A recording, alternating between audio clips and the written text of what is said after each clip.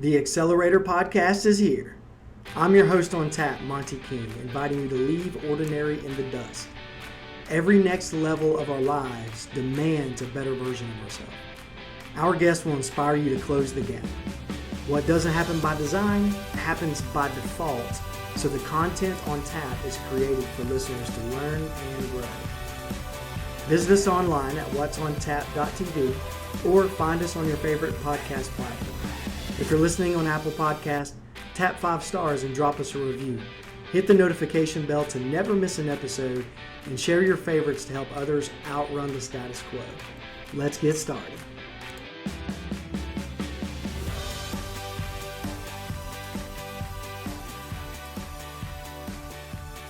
Welcome back to the Accelerator Podcast. I'm your host, Monty King, and today I've got Jeremy Raymer on tap. Jeremy's the founder and CEO of DriverReach, which helps companies hire CDL drivers better, faster. So for me, Jeremy's kind of like the Vin Diesel of driver recruiting, Fast and the Furious. And he does an awesome job. I'm excited to have a conversation with him today. Jeremy, how are you doing? Awesome. Really appreciate it. Glad to be here. Absolutely. So let's get into a little bit of your backstory. I'd love to learn more about what was your path that led up to DriverReach, and where did your passion come from to help on the recruiting side, if you don't mind? Yeah, sure. So I actually got into the industry 20 years ago. I'm in my 20th year, and for the entire time, all I've done is be a part of the recruiting, qualifying, and hiring, aspect of the industry. I owned a small truck driver staffing company. I say small. We grew to about 500 full-time and part-time drivers here in the Midwest in Indiana, where I'm headquartered. But I also owned a small truckload carrier.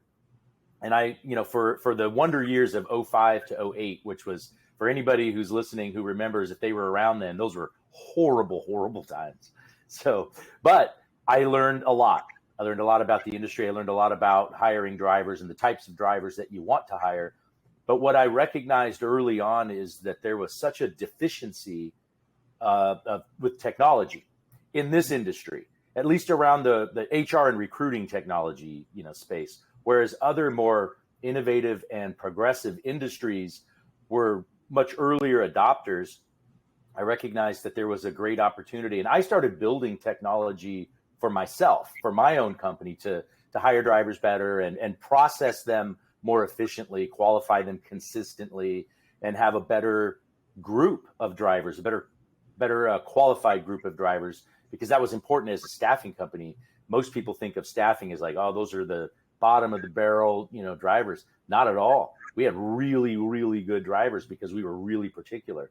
And so as I started building that technology, I realized that a lot of the functionality that I built could be far greater of use or value to the industry at large versus just me. I could help a heck of a lot more companies. And so that was the beginning. That was in about 2016 or so when I came to that realization that it was time for me to really take this precursor of DriverReach, create DriverReach and take that and launch that. And so that happened in mid to late 2017 when I ended up selling my staffing company to sort of help me bootstrap DriverReach up until we raised some capital in late 2021. Awesome. So our friends over at ATRI, the American Transportation Research Institute, they release their annual report of the top 10 industry issues every year. And this past year, driver shortage was number one.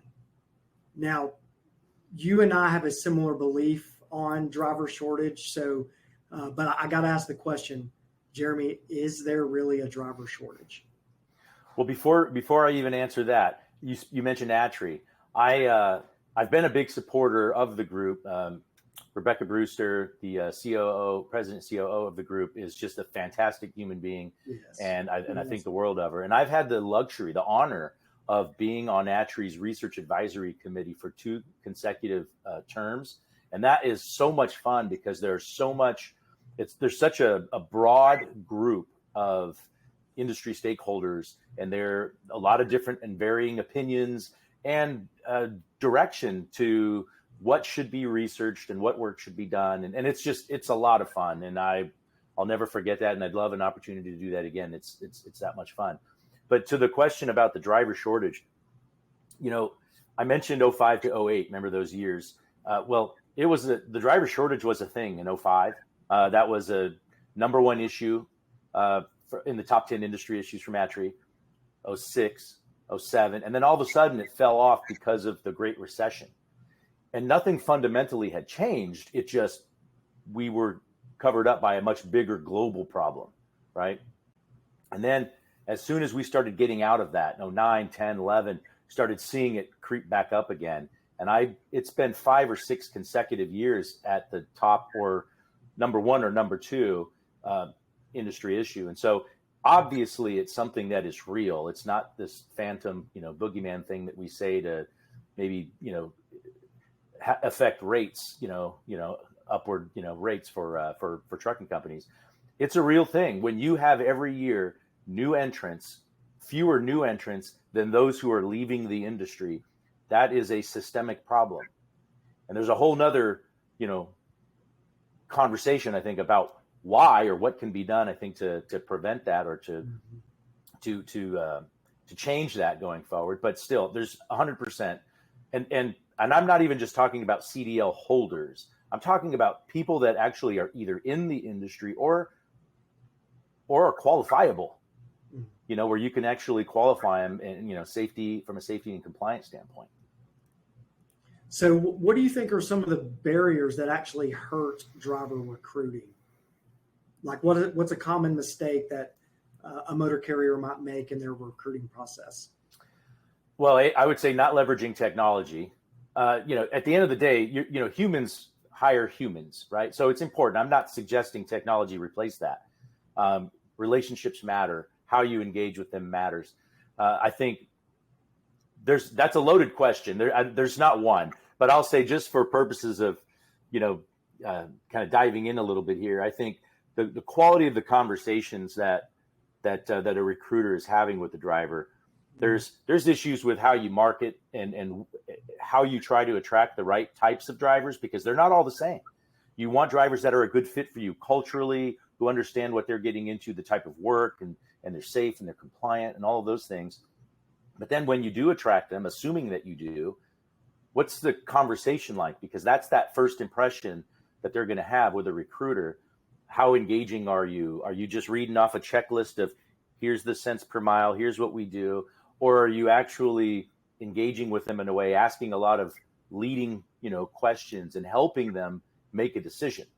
Because recruiting is sales. And that's something that I talk about often. So those are a couple of things that I'd say make a difference. Yeah. So in your opinion, then, how does the way that a company recruit, how they recruit, impact turnover and retention, or does it, in your opinion? Well, for sure. I mean, first of all, you want to, again, your first impression, there's things that you never get back, right? 2 things. You never get time, and you never get first impression back. So it's really important to make a good first impression, to engage with them in a very empathetic, natural way, carrying on a natural conversation. You want to make sure it's a fit for them as much as they need to make sure, there's a right fit there. And so once you get through that, and you obviously it's a highly regulated industry, so there's a lot of boxes to check. You have to do that. You have to do that as efficiently as possible.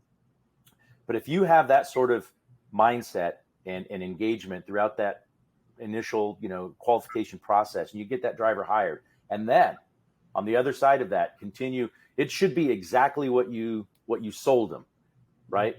That's critical. I'm already making the assumption here. Table stakes is that you're being honest and transparent with who you are, what you're about, what type of work they're going to be doing, what type of equipment they're going to be in, all of those sorts of things, how they're going to get paid, and be accurate with all of that information. But then when you follow up, once they've started working for you, and if you put some measures in place to ensure that consistently every single one of them is engaged, for example, right before they get their first paycheck, somebody from payroll or reaches out and says, and they can do that electronically. It doesn't have to be over the phone, but introducing themselves. I am who you can reach out if there's any questions. I'm here to help you. I want to make sure that there's never any confusion. Those little things. The recruiter, once they've hired that driver, and that driver is now working, under a dispatcher or driver manager, recruiter reaching out maybe after their first handful of runs or first week.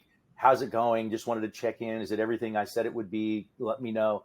Those little things, those touch points, especially in those first 90 days, go such a long way from a retention standpoint.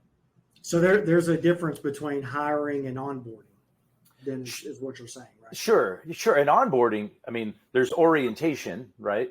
That's right. But onboarding is, that's really throughout the tenure of that driver's, lifetime there, life cycle there, but certainly that first year.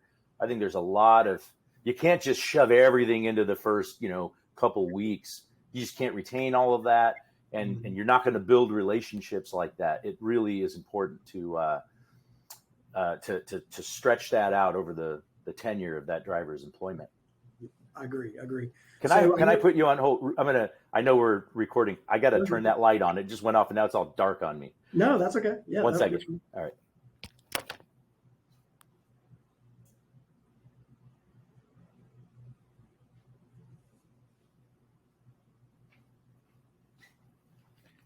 Sorry, that is so annoying. Man, look, you're the Vin Diesel of driver recruiting. You can do whatever you want. All right. So is that just because I'm a bald, middle-aged white guy? I think that's no. It's because of your flowery Hawaiian tropical shirt that you're right. So I know things may be a little bit different from a recruiting perspective today as they were whenever you sort of went through your process the first time. But what was the first step that you took into really strengthening your process, really looking at it to say, this is what I need to do to recruit better quality, et cetera? And then second part of that question is that the same thing that you would have motor carriers today consider doing? And if not, what is that first step that you would throw out there for them?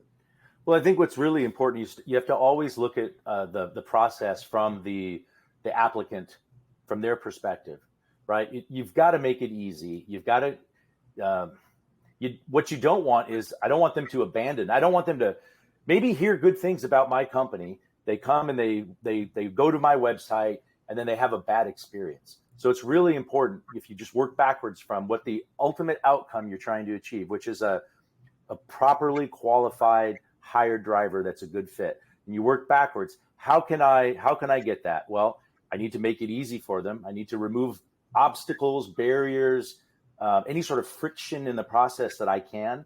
I want to whittle that away. And so that's always been the case, whether, I mentioned in 05, 06, times were good then. We were booming and we were picked. It was a challenge to hire drivers and you wanted to always make sure that you did it as efficiently as possible.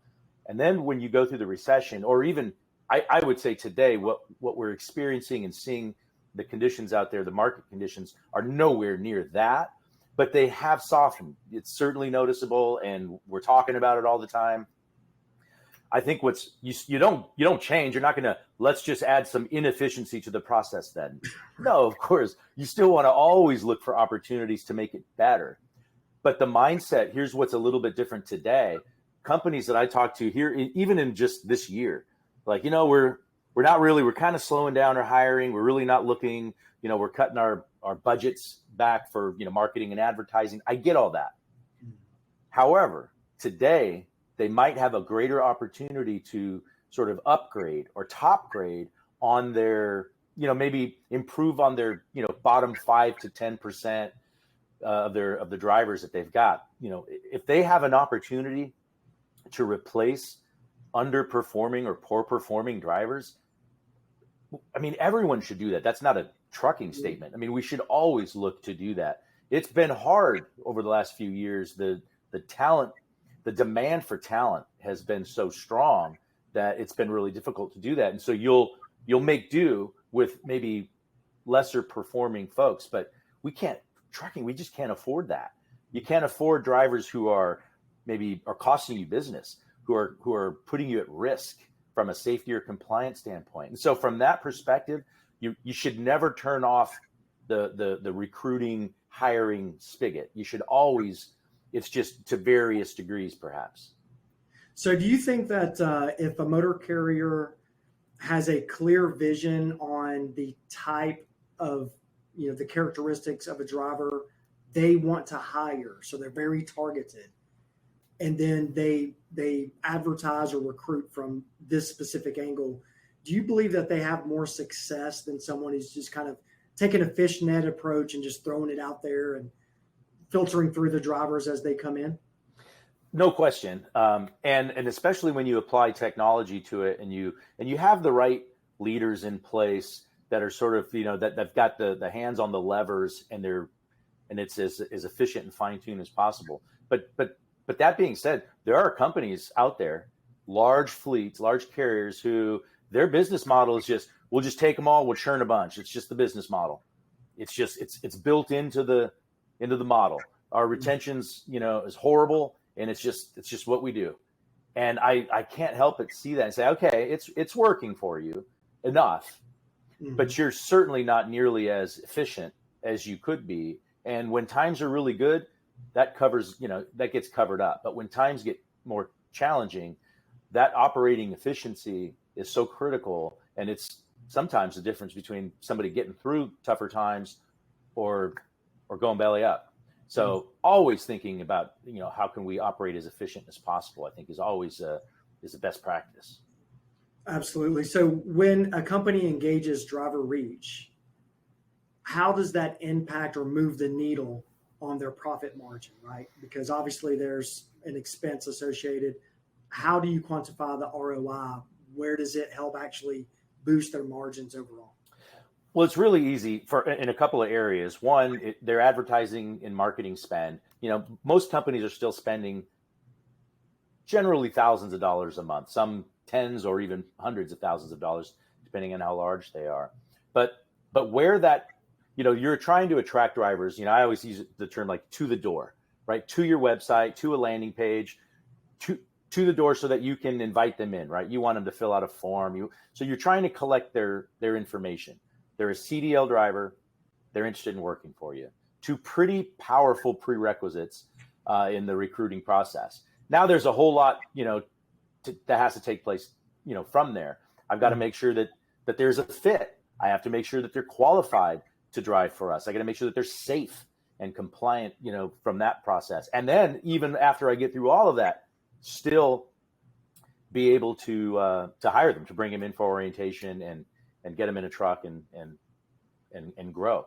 So what's technology, being able to do that as efficiently as possible to reduce the risk of drivers or to improve your chances of being able to hire them and get them going right away. That's one. So you have a better cost per hire from a marketing standpoint. You give that driver a better applicant experience. I think one of the things that, Driver Reach provides is its full CRM functionality. So, engaging with those drivers via email and text, drip marketing, all those sorts of things, because you only hire a very small percentage of the drivers that apply, but so many of those that apply that you don't hire are still really valuable. So being able to continue to engage and communicate with them, remarket to them can help reduce your ongoing marketing spend to some degree, especially as your database grows. You can continue to engage with them that way. And then you're just hiring safer drivers. You're just hiring drivers. You're providing them with a better experience. You have less, especially when you're managing their compliance through the process. You've got a checklist in the interface you're making sure that every single box is checked, and you're doing that consistently. So you're reducing the risk from an insurance standpoint, from just from a motorist risk standpoint, and then also retention. And I will say this, one of the things that, and I don't know if the opportunity presents itself to go down this path, but I will say we are not the only vendor in the highly regulated trucking space, but there aren't too many. and there's one that is enormous and has been around for 16 plus years and had a monopoly until Driver Reach and a few others came onto the scene.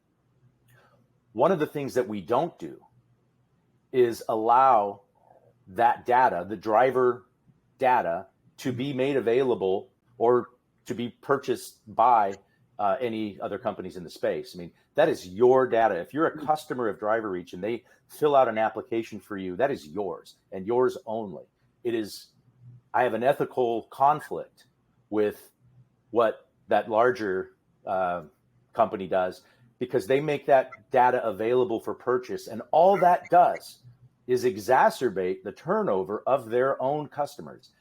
And for the life of me, I don't understand. I think probably not enough know about it. And I guess it's my job to educate. So you're saying that a company could hire a driver or recruit a driver for someone, use that information, sell it to someone else who could then try to recruit them to another company? Oh, it happens every day, all day. Wow. And it's now the customers of ours that have come from that vendor, there's no turning back. I mean, there's an ethical violation there, but they're private equity owned. There's a lot of money in it. And I don't think they're going to change. Competition will help. Yeah, absolutely. I mean, that's got to be terrible for the turnover ratio. I mean, you talk about making it worse. Like, that's unbelievable. Let me just add this, and again, I know we're not saying any names, so we're being a little bit coy, I guess. But here's the reality: if that company, so what they end up doing now is they have a retention product, right? If that company is really a lot of the reason why you have retention challenges, but now I'm going to sell you a retention product to help you with the problem that I'm causing. I equate that to the arsonist who lights your house on fire and then sells you the water to put it out. Wow. So that's what's happening in the trucking industry. It's but again, competition will help and hold people accountable and give the industry more options, and that's something that I'm excited about. Sure. Now, another thing that moves the needle from an insurance rate perspective is retention, and it's a big deal, right? So, from what you're saying in your process, walking through, if you recruit in a solid way, you onboard in a solid way, the retention should increase, right? So, if that's the case, then what we can do is use that data, the retention rate, to be able to leverage underwriting to give us some more credits to reduce the premium, right? So not only can we move the needle of profit margin from utilizing Driver Reach per se, but if that's done appropriately and recognized and communicated well to the underwriting, insurance premiums can be controlled as well. And in my opinion, almost every problem that a motor carrier faces can be fixed by the driver pool. It can also be caused by the driver pool, right? But the culture within itself can absolutely be just, I guess, magnified in a positive way or a negative way, but let's shoot for positive. So, and those are things that you can do. You can make them better. You can affect change. Engaging with your drivers, again, recruiting is sales, right? You want to provide a really good experience on the front end. You want to get them through the door and then hired, but then you don't just, they're subject to the dispatcher and whatever his, emotional state is from time to time. It's really important to have the right people in the right places that are engaging with them in a way that is, again, it's empathetic. You have a relationship. These people, they're really important. They're valuable. They're doing some really, really critical work. And by engaging with them, I mean, how's it going? I want to know. There's technology out there. Workhound is a really good friend and partner of ours. They have a great retention tool for purposes of getting feedback from drivers, from employees. What can we be doing better? How are we doing? I want to know. And then if you tell me that, I have to do something about it. Sometimes I can't, but I'm at least going to communicate with you about why I can't do anything about it. But if I can do something about it, I absolutely want to make sure that I do something about it right away and that I let you know, because now you're excited that, hey, my voice matters. I have some say here. That is an absolutely great culture builder. And that's all stuff that we can all do like tomorrow. Yeah, that's great stuff. And it also reminds me, I tell my team, I used to tell them all the time, we get hired or we get fired by the way we communicate. And I still believe there's some truth to that, but I've switched it from communicate to connect, because it's deeper than just communicating. It's how are we connecting that really moves the needle, as I've been saying. So I definitely agree to that. So let's transition into what I call the TAP 5. And what this is I'm going to ask you 5 questions. And in one word or one sentence, give me your best response. And again, this is impromptu. So whatever's on the top of your head, let's let it roll and just have some fun doing it. You ready? Bananas. All right. Oh, not yet? Not yet. Look, Vin Diesel can get away with a lot. All right. But no, I'm just kidding. Okay, so here's the first question. What is the worst driver recruiting advice that you've ever come across, heard, been given, etc.? Do whatever it takes to get them in the seat. That's the worst advice you can ever give. That's just horrible. So the number 2 is the flip. What is the best driver recruiting advice that you've ever heard or given? Be fully transparent and honest. Don't paint a rosy picture. Tell the truth. If it's not rosy, then this job kind of sucks. This is what it's going to look like. This is what you're going to end up taking home. Is that enough? Does that work for you? Like, that's the best advice. Being honest. Set those expectations right off from the front. 100%. All right, so now we're going to have a little bit more fun. So in your opinion, what is the best college in the SEC? University of Georgia. So sorry. I'm okay with that. All right. I don't have a problem with that. So all right, and that's not because that's where I went. So that's not because they won a national championship. There are 2 of them.